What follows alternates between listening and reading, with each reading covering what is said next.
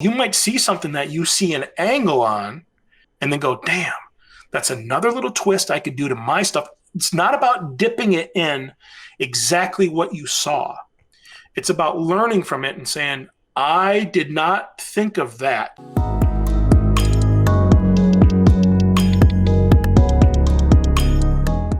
All right, hey everybody, welcome back to the Jesse Nyberg Podcast. Today I have on AARON Draplin, who is like one of my design heroes, the king of junking and just logo design, thick lines, brand identity, all that stuff.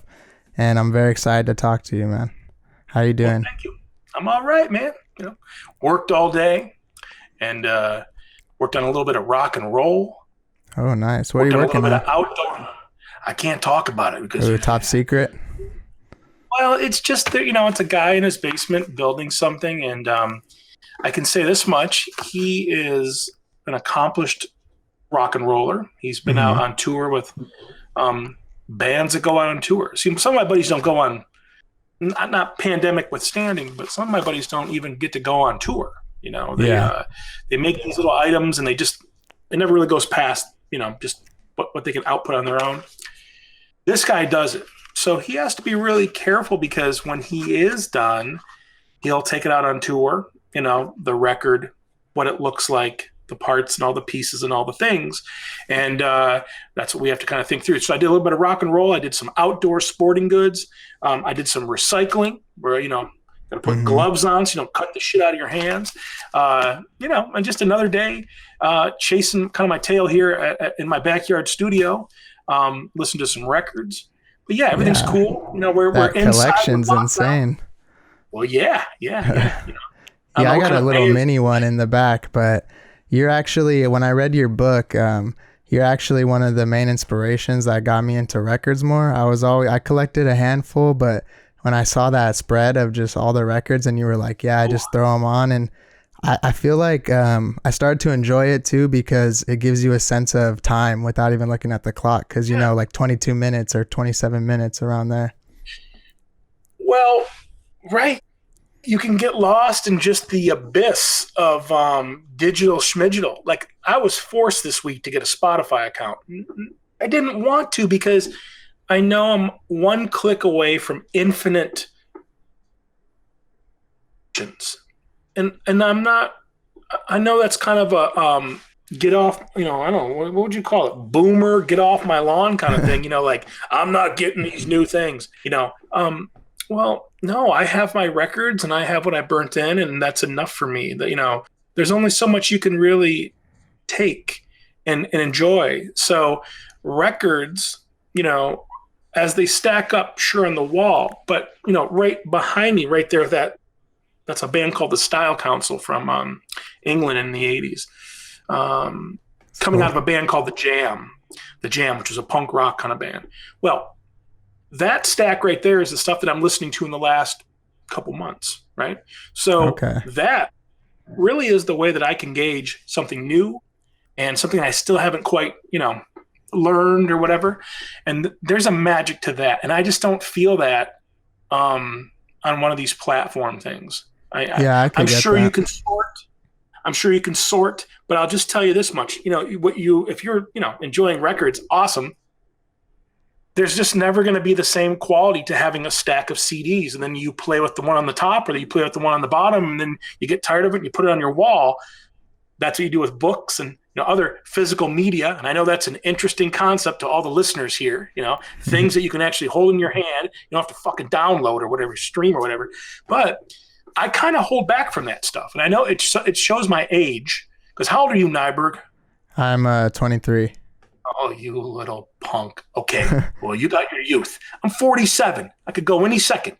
I mean, you've heard this before, but it's a weird thing to get older and see this stuff accelerating around you. It's no different than my mom and dad who maybe had, 8-track tapes that went to a CD or whatever, or whatever, records to CDs, or us now to being one click away on Spotify from the entire world. It's just a little overwhelming, Yeah, so I can see that. I'm glad that you are into books and CDs because I hear a lot of kids will say, fuck it, why even get the book if you can just download it? And it's like, well, you're right. Yeah. I think it comes to like people my age, they understand, even if they don't think that it's a better medium. At least most people, especially like in the design world, like I appreciate not only like the haptic feeling of the objects, but the packaging design. And from that, but even as a non-designer, you're supporting them a lot more, the artists, when you're buying the physical goods. They're getting like 0.003 cents per play on the Spotify or whatever. Well, when this stuff does lift and you go see a band or whatever you're going to go do, remember, if you buy the record at the show, that goes right into the band's pockets. And that's still a special thing. I mean, if and when this stuff lifts. Interestingly enough, today, my girl said, it's not looking good. And she must have read something or heard something that said, we're in this for another good year and a half, which is just heartbreaking, because it's like, I mean, if that's what it's going to take, okay, we're going to see a lot of weird changes, but there's a sense to also to a record is a metaphor to me of like how to try to slow my life down a little bit, because I have 3 monitors I'm looking at right here that are lighting me up, and it's like I can control my little world in this space. And it's like when I go to my phone, it's a smaller little space, but it's just as fast. Yeah. It's interesting when I stand up here and I just go to the wall, my life slows down instantly. And that there's something I'm trying to hold on to there. Like, does a farmer in Iowa, who's just watching the fucking sun rise and set, and I don't know what the hell they're doing, tilling the earth and stuff, does their life go by slower or quicker? Does a person in New York City who's worried about subways and things and stuff and going fast, does their life go by considerably quicker? I have my theories, but I'm always just trying to make sure I milk the most out of each day and each hour. So how has it been for you in Oregon? How's that been? It's been fine. Are you in California? Is that where you're at? Yeah, I'm in Los Angeles, so it's like there's nothing like going on. It's just kind of inside, definitely. Well, we've heard some scary things about LA. That it's a little rough down there. You guys are in a giant city. We go down a couple times a year to LA. It's been okay. I don't really go out too much and do stuff anyway, but I did go to the record store maybe a month ago, and it was just eerie. And I shouldn't be there. It's too, even though it's probably was safe and I'm wearing the mask and all that, it's just not the right spirit. We locked down, Now, I'm lucky to do that in my backyard. And my heart goes out to, buddies who had to commute or retool the way they were going to work, or even those are graphic designers. Right. My heart goes out to my buddy who is, a COVID nurse in the COVID ward. Yeah, that's intense. Hospital. That is as intense as it gets. The people have it. They're in there. He is not only wearing masks and glasses and things, but he's also in a hazmat suit with a breathing thing on his back. Yeah, the whole like PPE or whatever they call it, something like that. It's the full deal. So that's what I think about when I start to get a little weepy about, I can't go and have lunch or see a buddy, and fuck it, Yeah. People's lives are on the line, and there's people that help those people with their lives on the line, and I'm very impressed by that, and very freaked out by that. So, we're okay, and I know that it's a privilege to be in this backyard, and it's a privilege to be busy and to be contained. Because I had friends who lost their businesses or had to really retool what they were going to do with all these employees. I don't have an employee. I have one employee, which is Lee, my girlfriend. Sounds kind of weird, but she's the one that does all the merch, and that's it. And we aim to keep it like that, So, how are you? Are you busy? Are you in school? Out of school? I'm pretty busy. I'm out of school. I'm actually working like full time, and then I'm doing like the YouTube, a lot of design stuff, tutorials, and just different design type videos, as well as I started up this podcast because I'm like kind of not lifelong because it's a relatively new medium, but I've been a fan of all podcasts ever since like I stumbled upon like Mark Maron's, and I know you did stuff with him. Yeah. And I noticed that there's people that are like, for you example, if you were in any other industry, you'd be like this, you'd be on all kinds of podcasts everywhere, every day, if you were like in a Hollywood or something. But I noticed that there's not a lot of things that I've seen that interview creatives that I want to like hear about. So I just started creating the show that I would kind of want to listen to. It's great, man. Well, I mean, there's a handful of them out there. Yeah, there is. And I, design focused. But this is going to make me sound terrible. I'm not all that into them. You really got to grab me. I would rather listen to a documentary. One of these sorts of podcasts that go into like maybe some true crime or we listened to one about like the stories Grateful Dead. More like that. Yeah. These sort of kind of docudrama, whatever I don't know what they're called. Something that's got a narrative, versus I know I'm lucky to have people interested in what I do. And listen, that also could be like, I haven't checked all my modulators and shit, but my stock price could have just plummeted when I, not only came on this podcast, but just who knows? It's that volatile. I understand that every day I get to do this stuff is awesome. Mm-hmm. And when it does either slow down, well, then that's all part of it, and you can't really, like I get a lot of people like, not necessarily a Jesse Nyberg, but someone who is my age saying, why aren't you doing YouTube, Twitch, Dingleberry, Scritch Scratch, Fart Fluffer, and everything else? I don't know what these things, I don't care. But what do you mean by YouTube? Oh, well, Chris Do makes all this money. Let Chris Do be Chris Do. That guy talks all the time. He's smart. Yeah. I don't, how much more could people take of me? I mean, it's kind of, get a good look, people. It's not pretty. I mean, I understand. So, there, even with the Skillshare, which has been amazing. Yeah. That's once a year. And then enjoy it for a couple hours, like a little doc or something. I mean, you're just like you're the blue collar man of the design world, as I always see it.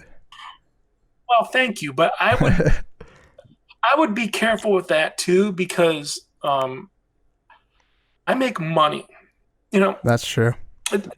Well,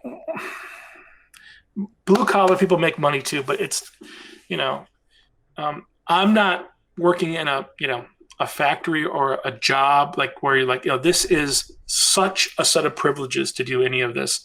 Mm-hmm. My hands are clean.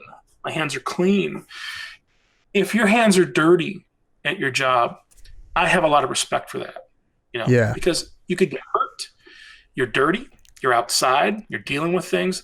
That's different. This is it's pretty white collar, whatever you want to call it. But I think the spirit is, if you put me in front of a group of guys who, sorry, I got some riffraff on the new monitor.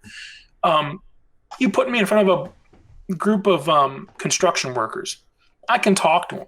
Yeah. I think I meant it more symbolically, like you have that attitude. Yeah, I know. But what you get is you get people saying, what is blue collar work? And it's like, whoa. I elevated myself, hopefully, out of this world I used to know, which was worrying about paychecks, mm-hmm. working super hard for shitty rewards. And that wasn't in graphic design. That was on trains up in Alaska. I mean, you read the book, so you saw some of it. You read some of that shit, but I know what that's like, and I'm not going back. So it becomes a weird myth. What I would, I appreciate that because I know what you mean, but it's more like I would just hope I could get down with those guys. Yeah, I get that. People that work hard jobs and be able to, because the moment they understand what I do, I'm this like fluffy cake decorator to them, and I understand.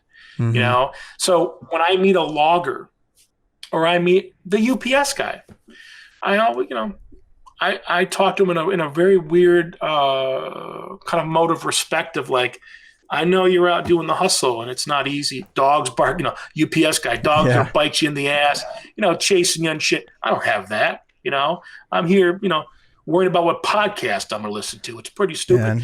Yeah, and with your 1,000 records, just chilling, working. I don't know what the kids listen to these days. I don't know what you got, Nyberg, but this wall, I don't know, it's garbage. It's like, it's garbage from the 90s, and when before you were even around, I know. But, it's just, that's when I was a kid. My uncles, when I was your age, my uncles, they had Led Zeppelins and shit, right? Yeah. And that was just 20 years before me. So now to be in this realm where I can look back and be like, Nirvana is considered classic rock. Yeah, that's funny. For me, that stuff is as vital on so many weird levels as it was when I was 18, 30 years later, because it meant, irreverence, and it meant thinking for yourself, and it meant bucking the system and not being, it was okay to be ugly and pimply, Nirvana, all this, and be, mixed up, or to tell jocks, don't listen to our shit. We don't want your money, Yeah. Whatever they was, that was really, that I really still hold that close to me. But it's 30 years ago, it's 30 years ago. That doesn't, whenever I hear any type of the 90s referenced, I feel like, oh, that's like last 6 years ago, or whatever, but it's not. Well, that's interesting that even, you have that connection to it, because check it out. If my mom talks to me about something from 50 years ago, that's all in my mind. It's black and white. Yeah. It's old and crusty, and that would be, I don't know, Led Zeppelin or whatever, Right. But, life is weird and things change. And I know that to some kid who's your age, 10 years ago meant they were 13. And for me, 10 years ago was just kind of like, it's not that long ago. It's weird how these things go. Right. So what I would tell you, and I would tell all your viewers, is take that 23 and grab it by the old, what do you want to call it? The ball sack, and just grab it by the balls and own it, because each year is a special, awesome thing. Totally. Don't, when I get around kids who, and I know it's like, oh, shut up, Uncle so-and-so, but I'll say like, hey man, you're 15 and you want to be 16 so you can drive. Slow that shit down. When you get to 16, there's no more than 15. That's true. When you get to, whatever it is, so every year I tried to be cognizant of what that meant in my life and what I was trying to accomplish, what I did pull off well, what I needed to work on, each year. And that's no different with 47 than last year, whatever that was. This year was a weird one because, well, we're all locked down. Yeah. Has your workflow, because I know you were already working, obviously, like freelance for your own company or yourself, your brand, and has the lockdown then changed kind of your workflow then at all, or how you operate with clients or anything like that? Well, what a thoughtful question, man. I write you little rats off, pretty easily, young kids, but that's a pretty thoughtful question. I'm proud of you. I'm proud of you there, Nyberg. Thank you. Well,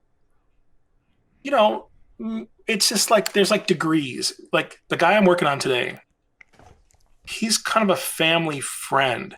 So that's a little bit chill because we can talk in a way that's very relaxed. But when I work on like the project I'm working on for the outdoor stuff, they're in an office setting and it's a little more structured. So I have to ramp up depending. That has not changed. The ability to be comfortable and on just a Zoom call is a weird thing. And that, I'm getting used to it. I suppose we all are. But the hours are still the hours and you're doing the time. What I'm trying to do is less and less,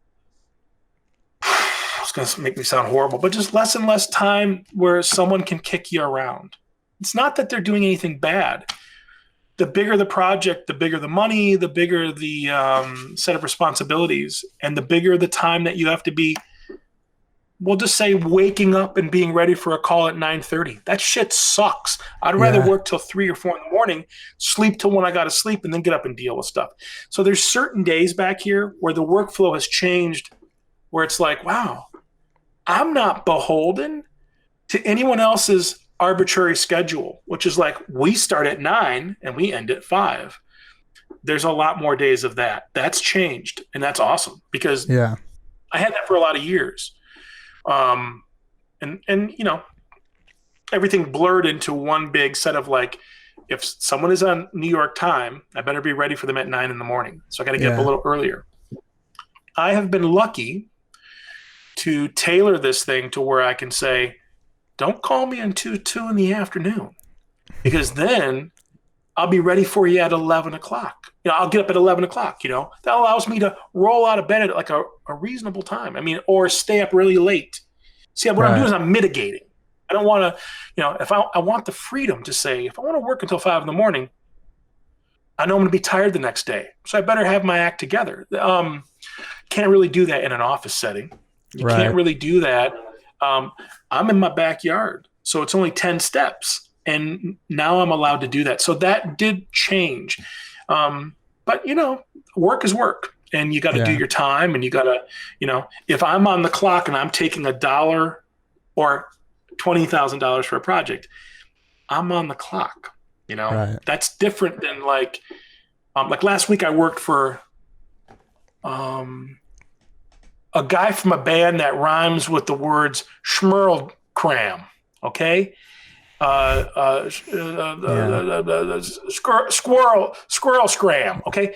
So I worked for a guy from Pearl Jam. Now I didn't know if he was on professional time, which is like one of the biggest rock and roll acts in the nation time, or would I come to find out pretty loose time, right? Like he's got his schedule. I still don't know. I haven't really spoke to him on the phone, but we're just emailing back and forth. And I'm just trying to exhibit that, when he gives me a set of changes, I turn them around quick and get them back to him. Yeah. So whatever time we're on, is an interesting thing. So, I know there's a lot of tracking each other down of like, hey, where are you? Why aren't you on this Zoom or whatever? But, I still work hard. It's still just, I'm just noticing I have more time to keep the shop clean. Like, I like that. Yeah. Instead of do you find that like taking the desk, sorry.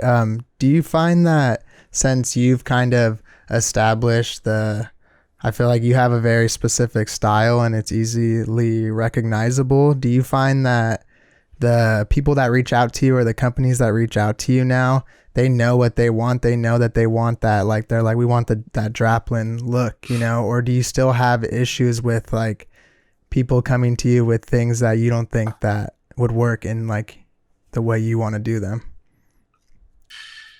A little bit of all of it, what's funny about that shit is the moment that I would have an answer for you where I'm like, yes, they come to me for AARON Draplin. The next job I get, I'm going to get bit in the old, ball sack by it. You know what I mean? Like, it's maybe not the right thing to say. I'm going to get bit in the elbow by it because, what a weird way to think. There are those jobs, and, I love that stuff. And I have to warn people like, hey man,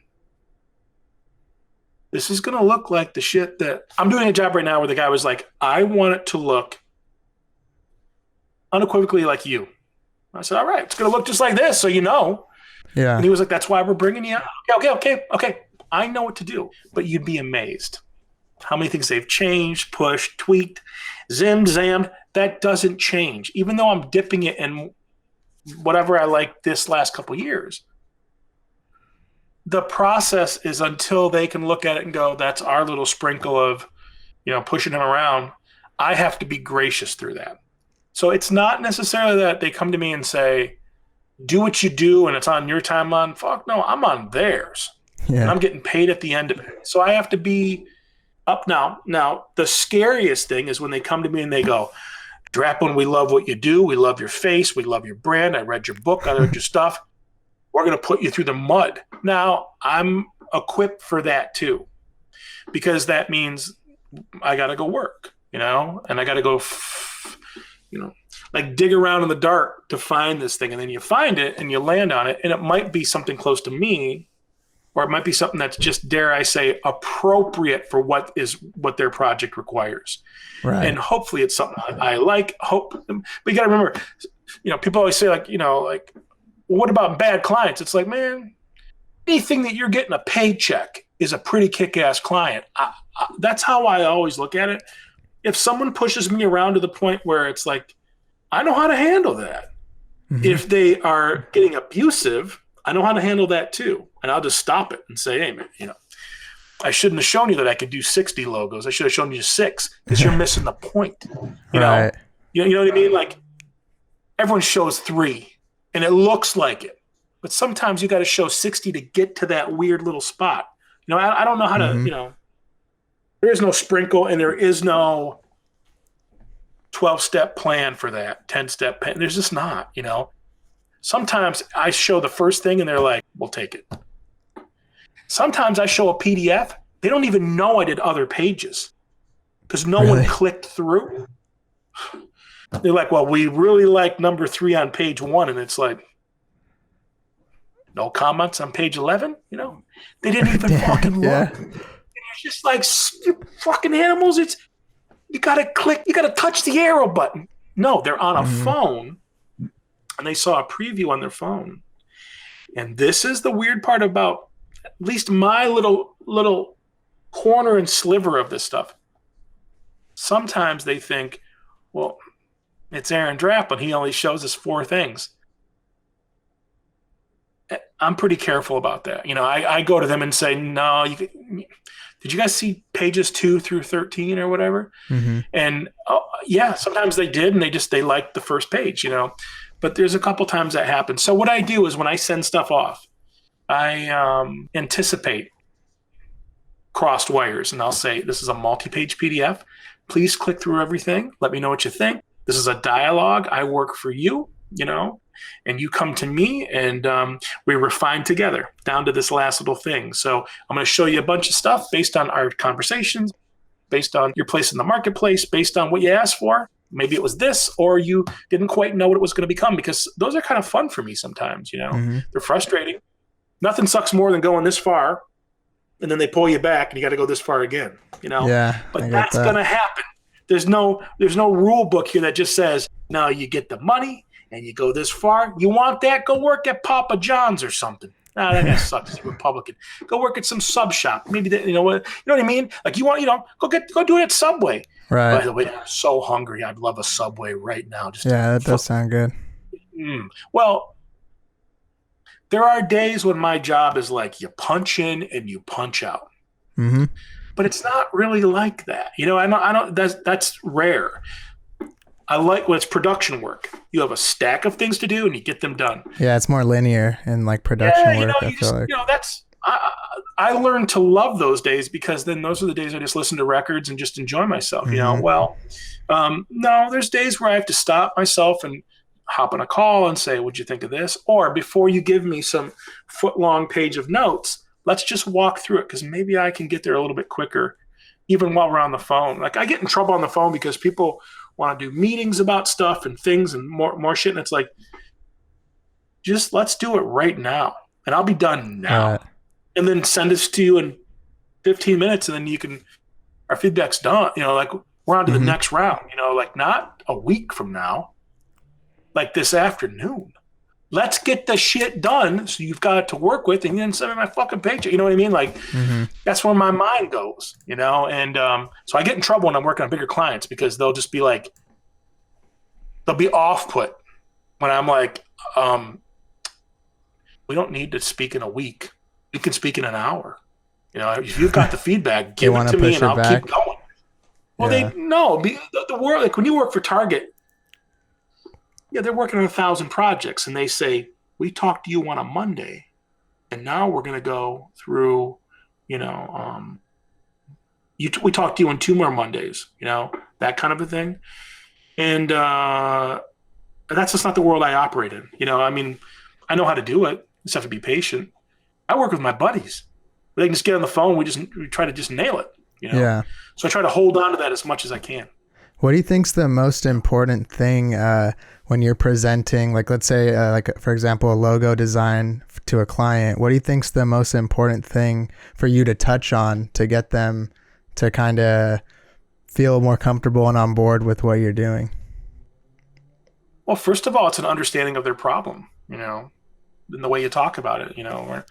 We're not just throwing shit at a wall and seeing what sticks. We're not just feeling around the dark. There's a reason why you're seeing the color red and maroon and silver and white, on this shirt. There's a reason, and there's a reason why, whatever, there's a reason why we talk about it in a certain way to frame it, right? So what I try to show, if it's someone I can smell ahead of time, it's going to get a little stinky. What I mean by that is like, you can just tell they're going to need a little bit more like convincing or whatever. And sometimes that happens. I try to kill them with context. So what you do is if you're going to show that logo on a page, and it looks awesome on this nice white PDF page. Yeah. That's a little misleading. Though it's not going to look that way in the world. Look at the Carhartt on your hat. That thing is dark right now. It's put away. If you took those, you took your the logo on the side of your headphones isn't on perfect white. So what you want to do is you want to show the thing working. You want to show it on a water bottle, on a sticker, and on your laptop, and all the bullshit places that we put stuff. That gets people quickly to a space where they're like, oh, I can see this working. Yeah. So, you meet them, you get them past halfway, and just try to say, where's this thing going to be? Where's the scariest place your logo is going to go? Today, with this rock and roll thing, it's really going to only be on the record. Yeah. So it needs to work this big. But what if he told me, no, it's on a series of sweatshirts? Well, then it's going to work this big, and we can do a couple different things with that. When it works this big or this big, I understand what the limitations are.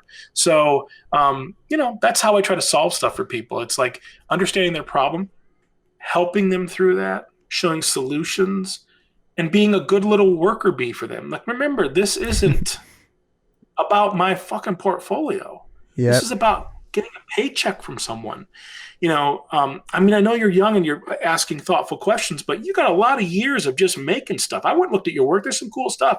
You got a lot of years of just going ape shit, and some heartbreak, and some paychecks, and some ugly uphill climbs. And sometimes when you do one thing and they like it and you get paid, and that's magical. Because that's not what happens at Subway or the sub shop. No, you have to put in 50 hours, 40 hours a week, and then you get a paycheck. Right. But graphic design, I've always loved that like sometimes I'll nail it and it banks hours towards other things. Other times it's a slog, and I'm down with that.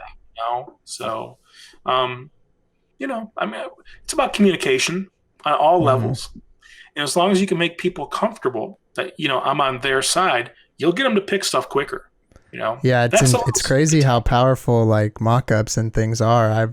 I've noticed that in the past with presenting like even just the logo that they're unsure about when it's living in like this infinite white or black space that goes on forever, and then they see it you put in the context on their app or on their t-shirt or whatever it may be, and they're suddenly the weird part of this. That's the weird part, is it looks awesome on this little white background or black background and infinite space. No, it's going to be on a shitty sweatshirt embroidered, and you better show that first, at least the page, so they can understand that it's going to get dirty and sticky and problematic. And then what happens when it shows up on your phone?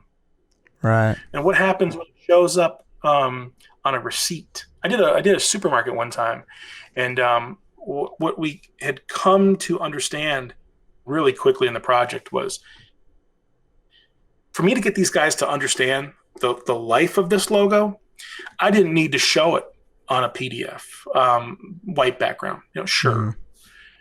I need to show it as a receipt. The little thing that goes on like your potato salad or some shit, like you go to the deli. Oh yeah. And you get the little sticker. The little sticker. Yeah. That is where the logo's got to work. And that might only be the smaller than on your Instagram, right? Because what you're getting at there is you're getting at like, that's context.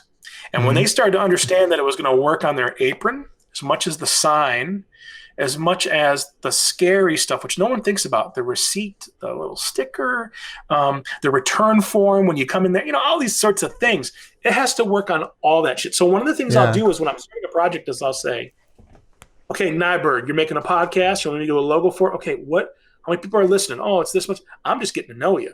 And then you say, well, it's really only going to go on my own channel. Oh, on this, whatever the hell, this Discord. Okay, cool. What's it look like amongst all the other shit? Wow, all the other shit is colorful, zims and zams and unicorns and ape shits. Mm-hmm. Let's go white with a tiny little thing in the corner, and we take a read of what our what our sort of marketplace is right now. That's just me trying to disrupt it, kind of disrupt what's going on. There. Well, what if it's all white and super clean and Apple looking? That's your chance to go crazy and have all the colors in the world, because you're just flipping coins. It's you want to fit in, you want to look appropriate, and so that's one way to think about this is like get them to where they're going to have to make a decision because they see it working when they work. For instance, I worked on a software logo, I don't know, 5 years ago, and it was an IT guy. So what they do is their company takes over your computer, and then you take your hands off the wheel, and then they take over your screen, and then the mouse comes in like it's them working on it, and they come and fix your computer from some other location, right? Is it TeamViewer? No, it's probably something like that. But yeah. Right. Well, what we learned right away was what you see when that happens, it's a Windows-based, whatever you want to call it. And their opportunity, when you took over your screen, was in the bottom little app frame or whatever you want to call it, was a chance for their logo to work about 10 by 10 pixels. So what that meant was, 20 by 20 pixels, it's super small. I had to make it look good there because that is 99 times of where you're seeing it when you're doing the job. For it to look good on a water bottle, that's only going to be an audience of the people who got the water bottle sticker. You know what I mean? Yeah. So why don't worry about that? It's the easy part. Sweatshirts, hats and things. No. If they go download the app or they do a search online and they find you as a service, it better look good from that first time they see it, right? So I ask questions like, where's the scariest spot you're going to use this? And they just kind of look at you like, oh, it's on the receipt that we print 1,000 a day. Done. Let's start there. Now I'm going to work to make this thing effective. It won't only be one color, When you were talking about this logo, like for the fun stuff, what? The fun stuff then can come later with all the color or on a like stickers and neat things, patches and shit. That's icing. We gotta make the tiny little cake. The line, but fucker better work on everything. That's a little bit different. So this is no different how I talk to someone. I know I'm kicking you around, Nyberg, because you're a punk kid and I'm fearful I could die on this podcast. But if I have a client, I just say to them like, I'll help you get there quicker if I understand what you're up against. That's all. Nice. When you were speaking about the kind of the Carhartt logo and something like when it's in different materials and things, it reminded me of just the whole like junking thing, and I wanted to speak to that a little bit. So I had two questions. One, if you could just explain that a little bit for anyone that may not know, and two, how have you been able to do that lately? Have you at all?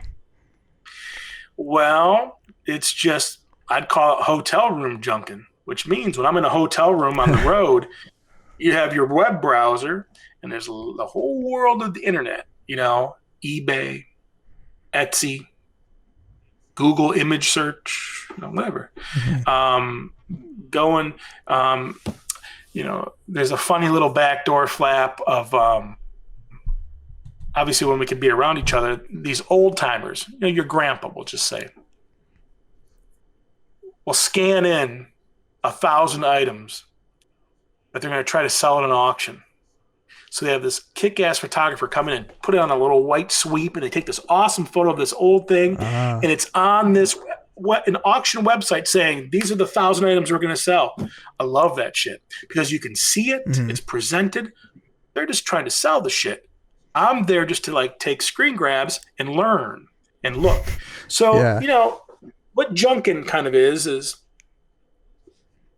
the ability to go look at things that are overlooked. I mean, that's really the best kind of way to put it, maybe. And that could be as dumb as going to a yard sale 2 houses down. It could be going to an estate sale with ghosts and shit. It could be going to a junk store. These are all sort of physical things where you have to go out into the world and get in your car or walk to something, whatever. But I know we can't do that right now. But that really isn't any different than if I'm just in a website digging around and going, oh, wow, this is beautiful work right here. Yeah. So when I'm in Instagram and I'm seeing mountains of shit every day, and it's not just TikTok shit where girls are jiggling shit like that, like the stuff that goes to the top, like, oh, I'm a muscle dude. You click on one of those and you're fucked. It's just it's in all your feeds. It's crazy. You know what I mean? Like I try to click on a couple logos a day. So that algorithm feeds me some of that stuff and not just plastic surgery shit, and fake, where you click on something out of like disgust and you're like, another Trump supporter crying because he got fucking kicked off the plane. And by the way, I can't get enough of that shit. I'll watch that shit all day long. These motherfuckers. If we have any Trump supporters right now, listen to this, man, fuck you. Okay, there, I got it out of me. PSA. Fun stuff, huh? Well, I'll see things that just blow my mind, and I just take a screen grab and I try to get it into the right folder for the next morning, which might just be in my email. And then I know I have to go deal with it. Take it off, put it into some little like reference folders or something and enjoy it. So, junking doesn't have to be. I mean, right now is a weird time because we can't go out. Yeah. But there's just something random about going to an antique mall. Now, before I go down the rabbit hole of like old and vintage and all that kind of shit, if you know how to look, you can go find old stuff or you can find it in a new way. And that's what I'm trying to get at. It's like, this isn't about going and dipping things and looking like 1972 all the time, which I love that year for, design and record covers and stuff. No, you might see something that you see an angle on and then go, damn, that's another little twist I could do to my stuff. It's not about dipping it in exactly what you saw. It's about learning from it and saying, I did not think of that when I walked into this junk store. I saw it, I took a photo, I learned from it, and I'll know that that's one more option next time when I come up against that little corner, right? Yeah. That little corner of the world. It's not about just dipping it, because the problem is, like, who did I see today that was like, oh, fuck, I love her work so much? Data Tamagotchi, right? I don't know if you know her stuff, but it's beautiful floral things. And they're just, you can tell her stuff pretty quick. But my inclination is to be like, I want to go make those things. But no, really what I get from her work is a confidence in line, a confidence in color, a confidence in sort of a uniform quality. So it's not even about her making leaves or flowers or petals or, things like that, foliage. It's about being smooth, being consistent, being using beautiful form in a shape. So instead of it being this sort of bullshit where you dip it in a style, be careful, you guys. Be careful with that. You got to go make it. It's not easy, man. Jesse, it's not going to be easy. I did it too when I was 22. Whatever I liked in 25 years ago, I went right after it. But then a little thing came along called the internet. And then you realize that shit's going to be around forever. And if you can connect the dots too easily, you're getting a little too close. Right. So, I'll be the last person to say that I invented what I do or what I say. Fuck, no. It's all an amalgam of like things I've looked at. The idea is this: when I saw the power of the internet sneak up on all of us, and this is before you're even around, man. This is like, or you're 5. But in 2000, you could start to do searches and just like have a million things to look at. Yeah. But you started to see the predictability of it. Like people what are they looking at tonight? Baby Yoda all night long. Fuck yeah, he's cute. What is Grogu or some shit? Yeah. I know. But remember 5 years ago when it was Baby Groot or something, and then 5 years before that, I don't know what the fucking Blues Clues or something. What I'm getting at is those things change, but I guess it's a meme or a trend or something. I love all that shit too, but I can smell that coming or I just sort of like know not to really go down that path. Even if it's money, there's just something about getting weird out there, being surprised, learning from it, and then, engaging in a different way. So I'm always trying to do that. And it might just be seeing someone's new work and saying, I don't know why I like what she's doing or he's doing.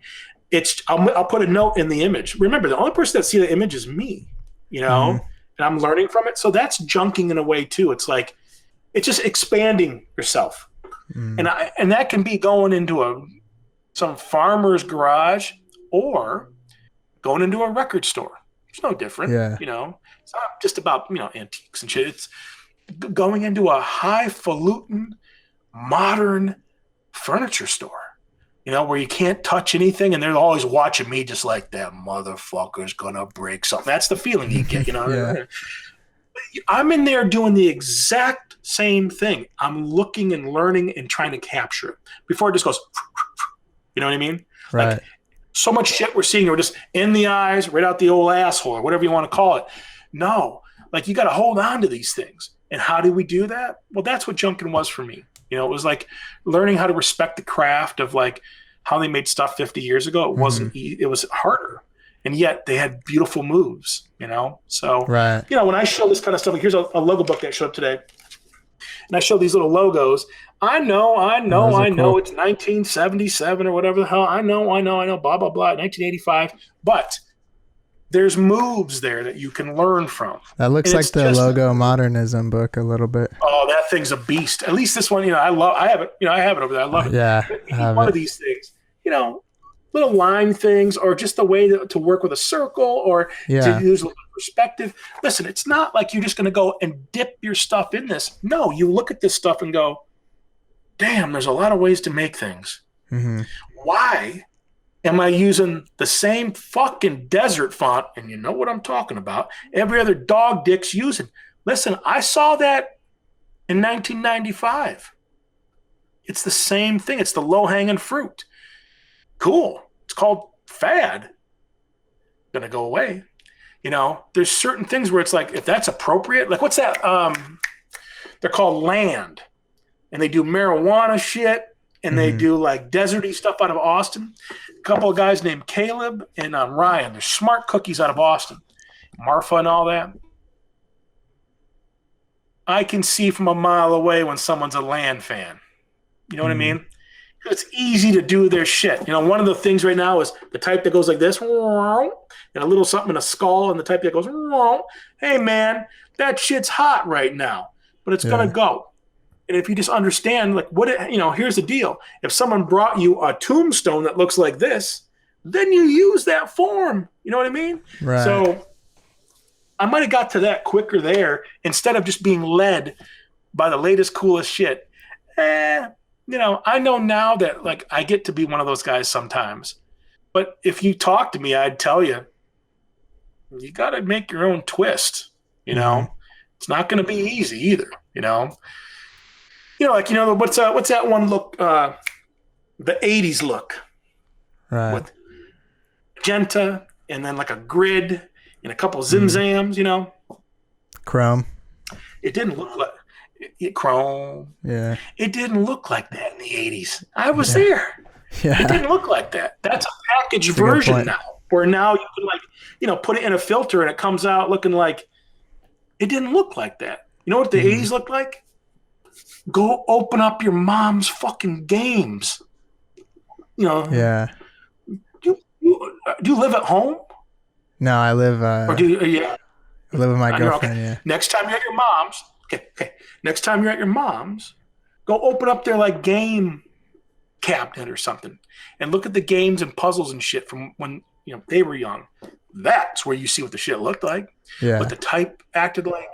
And that's what junking does for me. It's not about just going back 30 years. It's seeing how they use stuff, Yeah. and then trying to learn from it. That's all.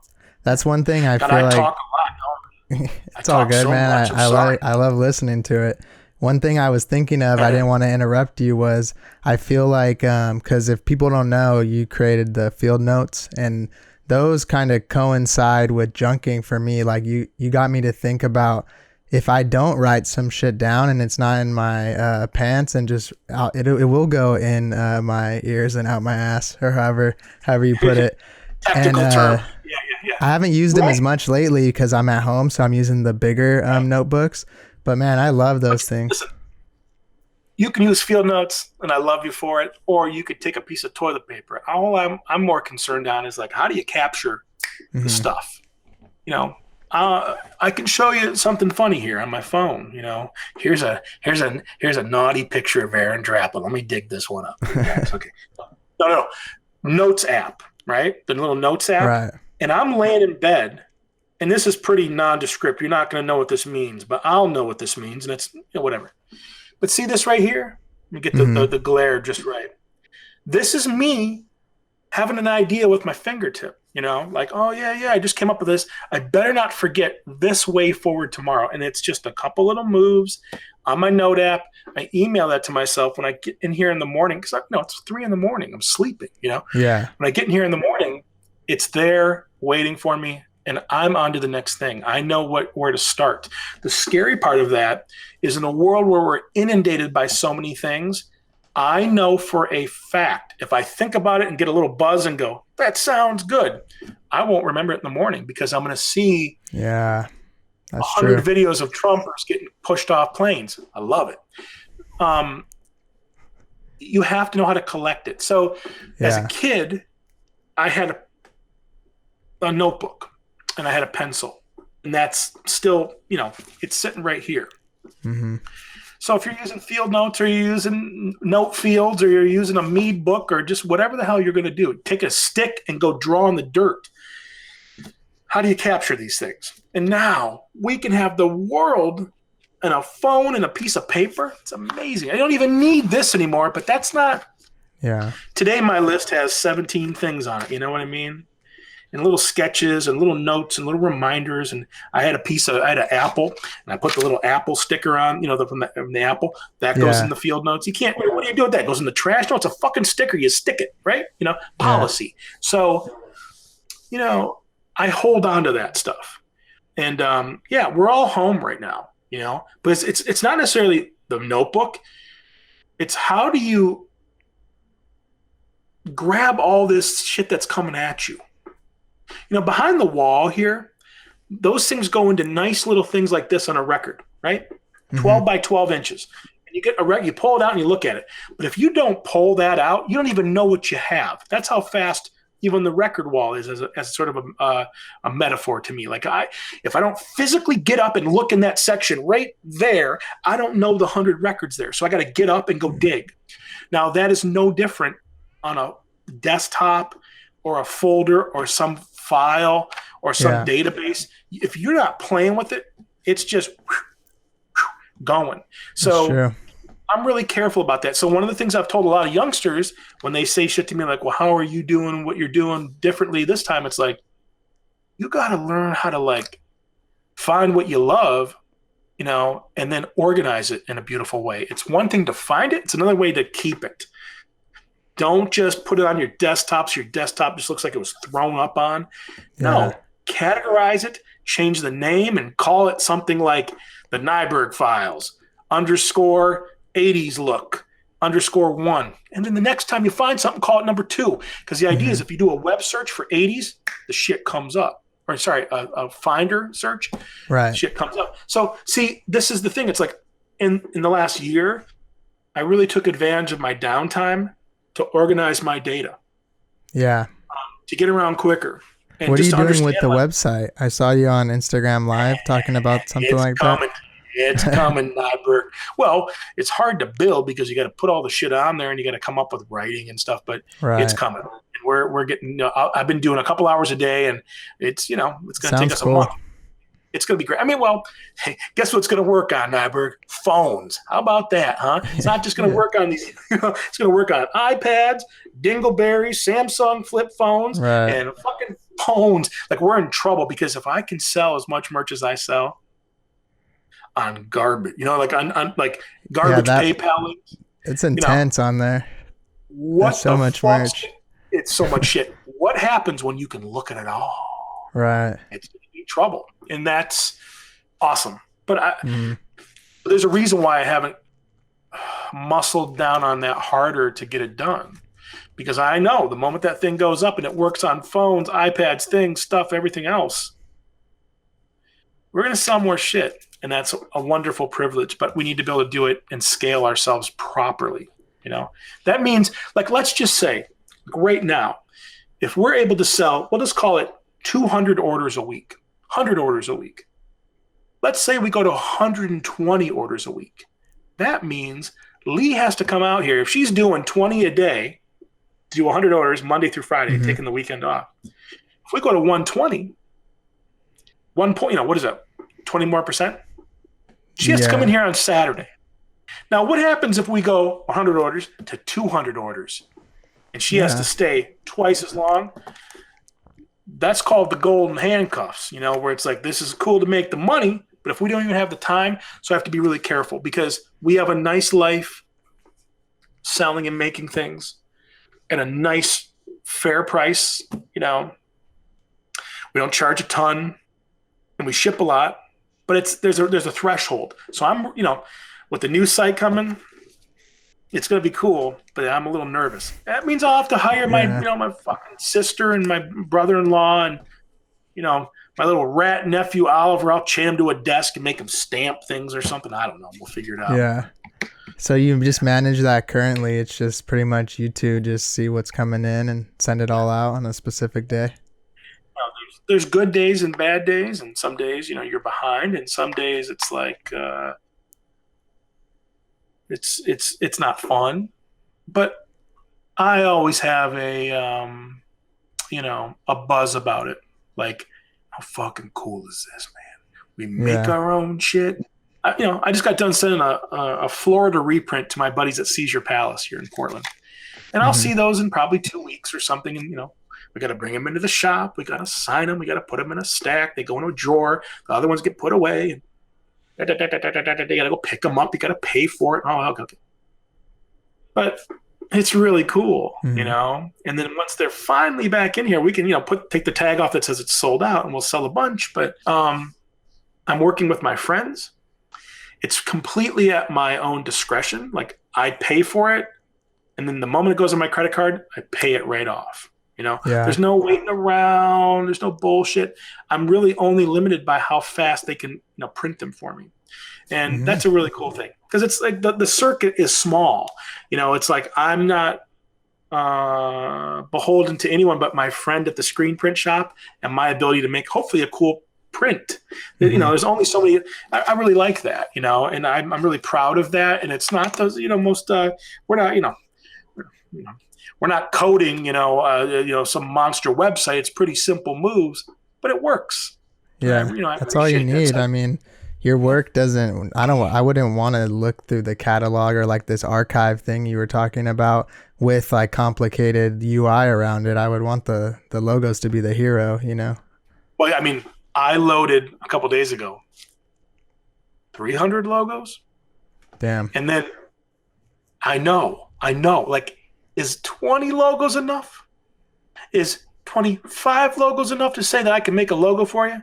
Why the fuck did I put 300 up? I didn't even think that way until I was done. And my guy who's helped me, he was like, I thought you were going to put, it's a grid of 6. Yeah. 6. So you had 50 rows, basically? Fucking, it's like this tall. You got to scroll, Yeah. And I said, no, you told me I could do, like, what you don't want to do is you don't want to put 6, 6, 6, and 2. Because then it gets broken. This doesn't look good. Now, when it slams down to a phone, they break into 2, 2, 2, 2, 2.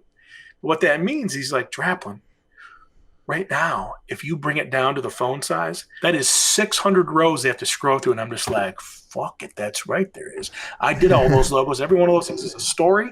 Those are friends. Some made no money. You've heard this shit. Some made a lot of money.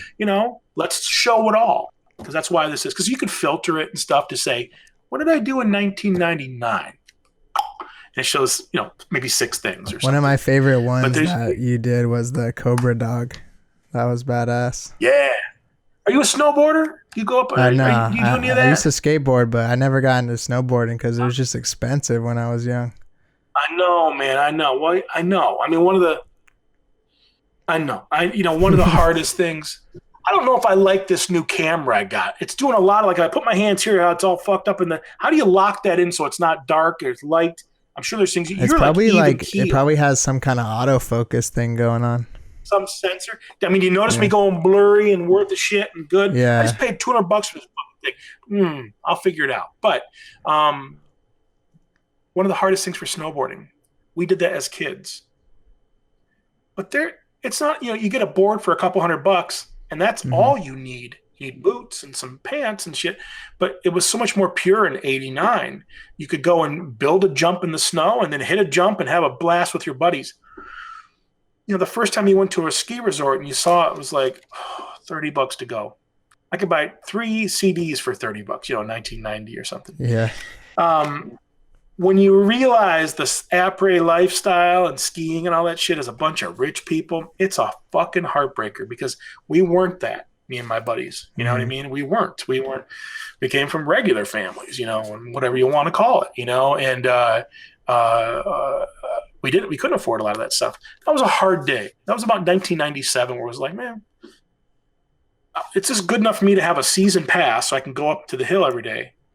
But the moment we leave our hill and go to the next one, Jackson Hole, $100 ticket, and fuck that for 3 hours. You know what I mean? How do all these other people get to go? Well, they're putting on credit cards. I don't know how they're doing it. I don't have anything in the bank, so I can't go. Yeah. That was a hard one because skateboarding is a little more diplomatic. You get a skateboard, as long as it's dry, you can go. Right. So, I mean, that's when you realize it's like the lucky position we were in. And then understanding the time that we had and making the best of it. It's okay to come to the end of that era. It's getting to be too much money. But we had 5 awesome winters out west, not knowing any better. Now I'm going to the next phase. Instead of trying to, that was skateboarding. That was, all it takes is one slam in skateboarding, and you start to think about doing other shit. I mean, I got an elbow that still hurts, every now and again because of a slam that I can still remember when I was your age. That shit sucks. You don't forget that stuff. But yeah. Yeah, that makes sense. I mean, I think I'm glad there's a lot of different things that are a lot more accessible. Some things they're jacking up. Other things people are developing ways to make them easier to access, free, whatever it may be. But honestly, before we go, I don't want to keep you much longer. It's already been an hour, and I don't want to. I know you want a Subway and all that, so. Oh man! Well, tonight we're having chicken and rice with a Vietnamese sauce. That's where good. I'm gonna go destroy some of that shit, and it's still kind of a healthy meal, Yeah, that's good. You gotta be careful going to Subway. That'll fuck you up, But this one, my girl's always watching. You can eat one day like an animal, but the other 6, she's got it covered. There. Oh my God! And I wiggle out of shit pretty easily. I got my demons and my secrets, whatever you want to call it. But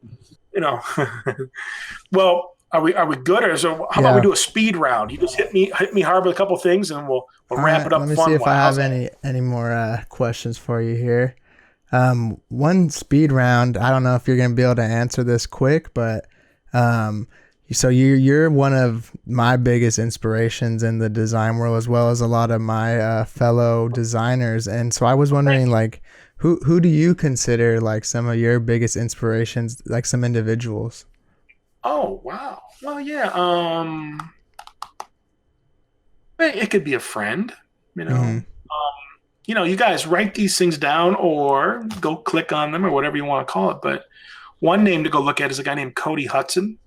And he's a friend of mine. It's called Struggle Incorporated. We're the same age. I'm 47. He's probably 48. But he's just a really thoughtful guy. So that's someone I really look up to. And I see him once a year, and we kind of hug it out. And I just kind of say, hey, man, what are you up to? How's your family? We're not exchanging Christmas cards and shit. Right. But I really love his work. And it's nothing like what I do. He's nothing like me. I'm an animal. he's really quiet and reserved.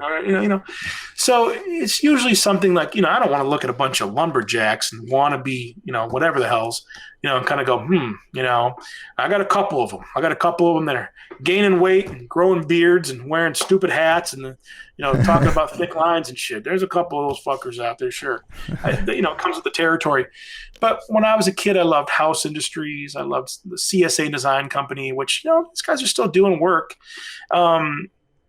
These days, you can go, really the way to go look at that is go look at my Instagram and to see the people I follow. And you'll see there's a guy out of, what is he called?